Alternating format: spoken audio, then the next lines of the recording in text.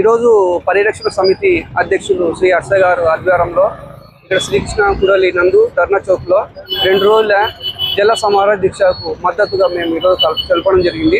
ముఖ్య ఉద్దేశం అంటే మన ఎలక్షన్లో మన రాజకీయ నాయకులు ఏ పార్టీ అయినా కానీ ముందుగా మేనిఫెస్టోలు పెడతారు. గుడ్రేవు ప్రాజెక్టు మేము పూర్తి చేస్తామని ఇంతవరకు పూర్తి చేయలేదు. ప్రజా సంఘాలు అయితే, విద్యార్థి సంఘాలు అయితే, కుల సంఘాలు అయితే ప్రతి ఒక్కరు ఆ రోజు కూడా మద్దతు ఇవ్వడం జరిగింది. ర్యాలీ కూడా చేయడం ఉంది, ధర్నా కూడా చేయడం ఉంది. ఎందుకంటున్నామంటే మనకు దినం కూడా నీళ్లు చాలా చోట వస్తున్నాయి.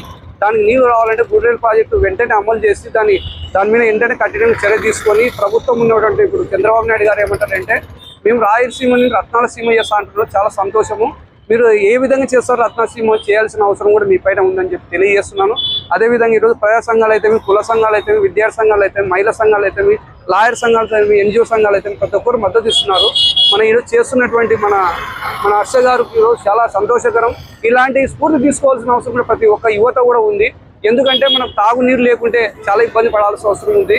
కాబట్టి దానిపైన కూడా మనం ఈరోజు పోరాటం చేయడం చాలా సంతోషము. అదేవిధంగా నేను ఒకటే చెప్తున్నాను, ఎవరు చేసినా కూడా మన ప్రజా సంఘాలు కావచ్చు, కుల సంఘాలు కావచ్చు, విద్యా సంఘాలు కావచ్చు, మనము అదేవిధంగా రాజకీయ పార్టీలు అతీతంగా కూడా వచ్చి కూడా వాటికి మద్దతు ఇచ్చినందుకు చాలా సంతోషం. ఇప్పుడే చెప్పారు.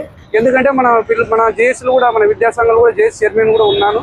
గతంలో ఏ విధంగా చేశామో దీన్ని ఇంకా ఉధృతం చేయడానికి కూడా మేము ముందుకు తీసుకెళ్తామని తెలియజేస్తూ ఈ అవకాశం కలిగిన ప్రతి ఒక్కరు శ్రీనివాసం ధన్యవాదాలు. నా పేరు డాక్టర్ నాగేష్ కుర్వా అంటారు. SC ST BC minority national అధ్యక్షుని, హ్యూమన్ రైట్స్ నేషనల్ అధ్యక్షుని, విద్యార్థి సంఘాల నేషనల్ చైర్మన్. Thank you.